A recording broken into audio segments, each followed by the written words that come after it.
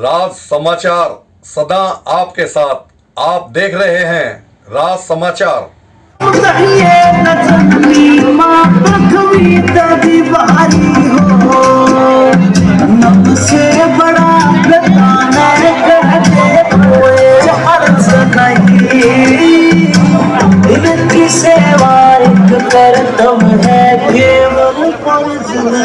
और एक बार मंत्री जी अपने बीच में पहुंच चुके, एक बार जोरदार तालियां बजा के इनका स्वागत करते हैं। पर पैसा चले तालियां बजा के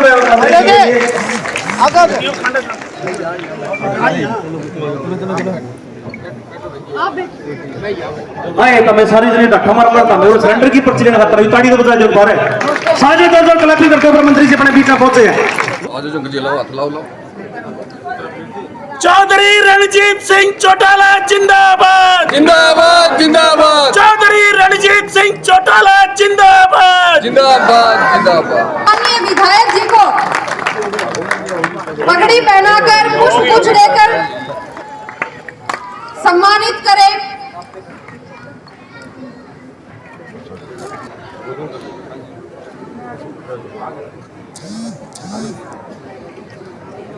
भारत माता की जय। वंदे मातरम वंदे मातरम। हमारे डायरी एसोसिएशन के सभी व्यक्ति यहाँ पर उपस्थित हैं। मैं अनुरोध करती हूँ कि वो अशोक लोकसभा प्रत्याशी जी को शॉल उठाकर सम्मानित करेंगे। शुरू हो चुके हैं, कुछ स्टेट में तो वोट भी डल चुके। हरियाणा में 25 मई को मतदान होना है और भारतीय जनता पार्टी ने, हमारे यशस्वी प्रधानमंत्री श्री नरेंद्र मोदी जी ने एक कमल की कली चौधरी रणजीत सिंह जी को देकर के भेजी है। इस कली का हमने फूल खिलाना है और वो सब आप सबका योगदान से ही वो कमल का फूल खिलेगा। बहनों और भाइयों, मैं आपको थोड़ा सा याद दिलवाना चाहता हूं कि 2014 से पहले हमारे भारत की क्या दशा थी, कितनी ताकत से ऊपर उभर कर आया, कितना मजबूत राष्ट्र हमारा देश बना। वो मैं एक दो बातों से आपको साझा करूंगा। सबसे पहले तो मैं आपको यह बताना चाहता हूं कि भारतीय जनता पार्टी की सरकार, चाहे वो देश की बात करें चाहे वो प्रदेश की बात करें, जिस दिन से भारतीय जनता पार्टी की सरकार आई है, भारतीय जनता पार्टी की सरकार ने व्यवस्था परिवर्तन का कार्य किया। मैं थोड़ा सा याद दिलवाना चाहता हूं आपको। 2 हो रही है, सैकड़ों नरेंद्र मोदी दुनिया के सबसे बड़े प्रजातांत्रिक देश, इसके बराबर यूरोप की आबादी देखें तो 75 करोड़ है और 145 करोड़ देशों में, जिसमें पूरे यूरोप के देश भी उसके आगे छोटे पड़ते हैं। देश का प्रधानमंत्री दुनिया की निगाह, इससे बढ़िया प्रजातांत्रिक एक्सरसाइज नहीं हो सकती। मैं एक उदाहरण देता हूं कि 1970 का जब चुनाव हुआ था और इमरजेंसी के खिलाफ और एक्सेसिस के खिलाफ लोगों ने एक रिपोर्ट करा था कि इमरजेंसी के एक्सेसिस के खिलाफ लोगों ने एक मैंडेट दिया था, तो इंग्लैंड के गार्डियन अखबार ने लिखा था कि we salute Indian people who are hungry, who are without cloth, but they are so much alert about the democracy. 1977 में हमारे लोगों ने जब इमरजेंसी के खिलाफ पेट में रोटी ने बिना कपड़े के थे, तब भी उन्होंने कहा, ये गार्डियन पेपर ने जो दुनिया का सबसे बड़ा पेपर है उसने लिखा। आज मोदी साहब के चुनाव को पूरी दुनिया देख रही है। मैं इसे कहूँ कि कांग्रेस कुछ नहीं, ये तो एक देश का सवाल है। मोदी वर्सेस राहुल गांधी का है। हमें ये देखना है कि देश के लिए कौन बढ़िया है। अभी कुछ बातें विधायक जी ने कही, मैं ये कहूँगा कि दुनिया की, वर्ल्ड की, मैं नहीं कह रहा, यूएनए को चार्टर करे जो बड़ी 5 इकोनॉमी है उसमें हिंदुस्तान एक है। हम दुनिया के 211 मुल्क में हम 5वीं ताकत की, दुनिया के सबसे बढ़िया, इससे देश का अंदाजा है। दुनिया की जो सबसे बड़ी 4 फौजें उसमें अमेरिका, रशिया और चाइना और उसके बाद हिंदुस्तान, हम 4 में 1 है 211 है। ये हमारे लिए बहुत गौरव की बात है। मुझे याद है कि जब यूएनओ की मीटिंग होती थी, G20 सम्मेलन होते थे, हमारे मनमोहन सिंह जी, नरसिम्हा राव जी खड़े रहते थे, कोई नोटिस नहीं लेता था। और अब हमारे प्रधानमंत्री का लपक के लोग पढ़ते हैं कि एक बार मोदी साहब से हाथ मिला ले, चाहे वो बाइडेन है, चाहे पुतिन है, चाहे जिनपिंग है, चाहे जर्मन की चांसलर है। ये हमारे देश की इज्जत है। इसका क्या हमें अच्छा लगता है, एक आदमी है जो ऐसे मजबूती से कर रहा है। मैं आपसे बता रहा हूँ, ये चुनाव साधारण चुनाव नहीं है।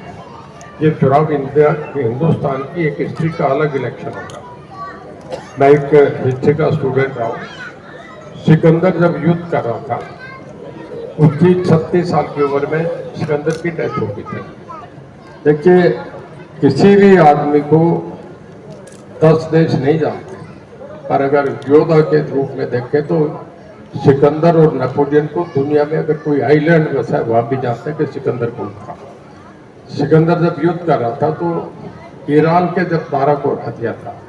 आज भी ये पता नहीं कि अमेरिका की ताकत कितनी है और रूस की कितनी। अभी तक यूक्रेन और गाजा में डिसाइड नहीं हुआ, पर जब ईरान का दारा हार गया था तो सब फौजों ने जहाँ सिकंदर जाता था उसको अपने आप को सरेंडर कर देते कि सिकंदर आ गया। सिकंदर का इतना बड़ा दबदबा था। सिकंदर जब जहाज में जा रहा था, जब समुद्री जहाज थे, उसकी सेनाएं चल रही थी, तो जहाज में चलते चलते 1 महीना हो गया, कोई किनारा नहीं आ रहा था, दुनिया जितने चला था। तो जितने सैनिक थे वो बगावत पे हो गए कि ऐसे आदमी के नेतृत्व में चल पड़े जिन्हें पता नहीं कब इसके भी घर नहीं, हम कब घर पहुंचेंगे। हम सब असूल परिवार में बैठेंगे, ब्याह शादी होगी तो हमारे वही रिश्ते रहेंगे जैसे मेरे अपने बच्चों के साथ है, वही मेरे उनसे रहेंगे। चुनाव लड़े उनका अधिकार है, फंडामेंटल राइट है। मैं उन पर क्यों कहूँगा, क्या बच्चों पर टिप्पणी करूँगा मैं? It is the better. As uncle, as a great grandfather, I cannot. As MP मैं आपसे बताया ना, मैं पहले भी एक बार मेंबर पार्लियामेंट रहा हूँ। मेरे सब लोगों से बहुत अच्छे कनेक्शन है। वो कांग्रेस है, जैसे ज्योतिरादित्य सिंधिया है, मेरे माधवराव सिंधिया से एक बार आपके आंसी में स्वागत था, चर्चा आंसी में भी मैं उन्हें रोक के गया था। मेरे उनसे पारिवारिक संबंध है और मैं 72 से राजनीति को देख रहा हूँ, चौधरीलाल के यहाँ होने थी करके। तो मेरे सब लोगों से बहुत अच्छे संबंध है, चाहे वो किसी भी पार्टी से है। तो मुझे काम लेना आता है। बहुत गवर्नमेंट ऑफ इंडिया के ऐसे फंड होते हैं जो लक्षित होकर वापस चले जाते हैं। मुझे उनसे क्या क्या काम दिए जा सकते हैं, मैं जब उनसे दोस्तानी है, ताल्लुकात है, तो मैं देखूंगा कि हिसार के लिए एयरपोर्ट के साथ किस किस मिनिस्ट्री के क्या कनेक्टिविटी हो सकती है। अब सबसे बड़ा फेस है कि वर्ल्ड का सबसे इंटरनेशनल एयरपोर्ट आ रहा है। इसके साथ अगर आपका भी ये डेवलप हो तो अच्छा रहेगा। तो मैं प्याला साहब है, हमारे दूसरे जो मेरी यहाँ की नौकरी जाके बाद होगा, हिसार का नक्शा होगा, तो हमें बहुत चीज़ें, बहुत पोटेंशियल, बहुत काम निकलेंगे। आप एक बताओ, उन किसानों से मैंने आज एक सवाल पूछा। आज भी एक गांव में हुआ नहीं हुआ, वो 4 आदमी 5 आदमी आता है। आपको इस बात की जानकारी है, वो 50-100 नहीं होते और पूरे गांव में 1000 आदमी हमें सुनता है। वो 3 या 4 लोग आते हैं, हम उन्हें कहते हैं सुनो तुम पूछ लो क्या पूछना है। जब मैं उन्हें पूछता हूँ तो मैं बताता हूँ, तुम किसान हो ना, मैं भी किसान का बेटा हूँ। तुम ये बताओ कि हिंदुस्तान का सबसे बड़ा साइंटिस्ट कौन है जिसने 10 मन गेहूँ को उठा के 70 मन गेहूँ पे लेकर, उसका नाम बताओ। जिसने शोध करा, उन्हें नहीं पता था। तुम वर्ड का बताओ, वो नहीं बता सकते। मैं आप लोगों से पूछता हूँ, मुझे बता दो कौन साइंटिस्ट था। अब मीडिया का सवाल तो बहुत पूछते हैं, मैं आपसे पूछता हूँ, हिंदुस्तान का बेस्ट साइंटिस्ट कौन था जिसने सारा गेहूँ को, या जिसने बीटी कॉटन का इन्वेंशन करी, जिसने जीरी को बड़ी आफत होती है, आपसे पूछना बता तो कोई मीडिया वाला बता दे।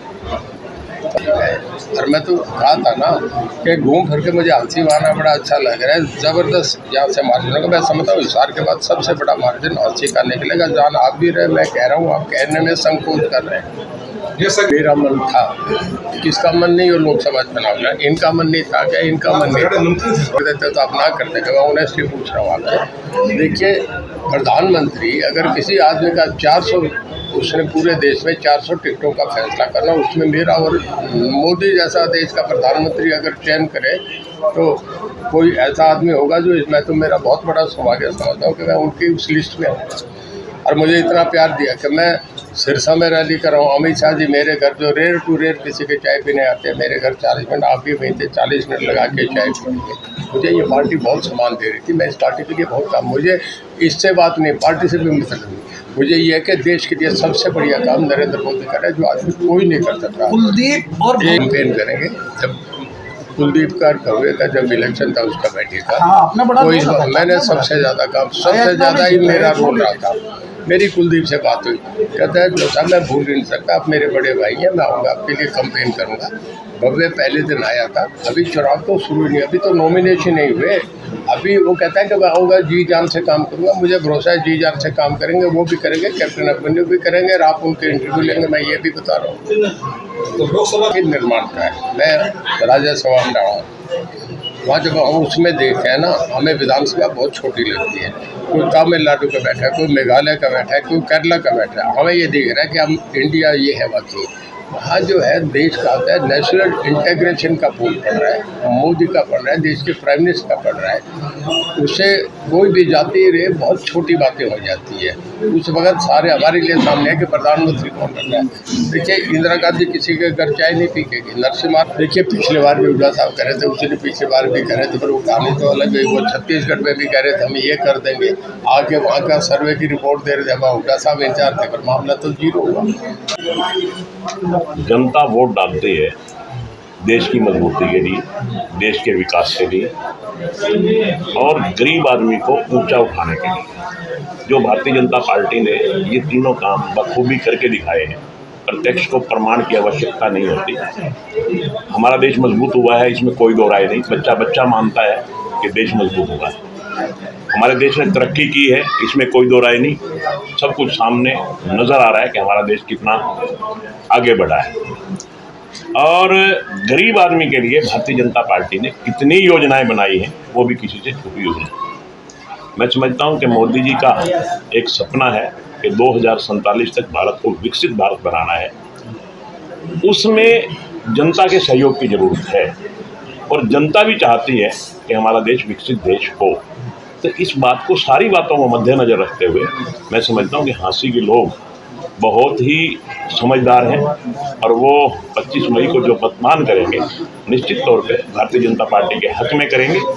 और हम पिछली बार 52,000 वोट से जीते थे, अब की बार हम 52,000 का आंकड़ा पार करके मेरा अनुमान है कि हम 70,000 वोटों से जीतेंगे। भारतीय जनता पार्टी का कार्यकर्ता जिस निष्ठा से लगा हुआ है, अब की बार 400 पार के नारे को हर कार्यकर्ता हर बूथ तक, हर पन्ना प्रमुख तक पहुंचाने का कार्य कर रहा है, उस सोच को देखते हुए, उस विकास को देखते हुए और उस विश्वास को देखते हुए मैं आप सबके माध्यम से ये कहना चाहूँगी कि जिस तरह से कार्यकर्ता पार्टी की रीढ़ की हड्डी होता है और पार्टी की रीढ़ की हड्डी हमारी मजबूत है, और उसी मजबूती के साथ आज हम हांसी विधानसभा से मुझे लगता है कि हमारे भाजपा के प्रत्याशी आदरणीय चौटाला जी को ज़्यादा से ज़्यादा वोटों से जिताकर, और मैंने भी आपके सामने बाहर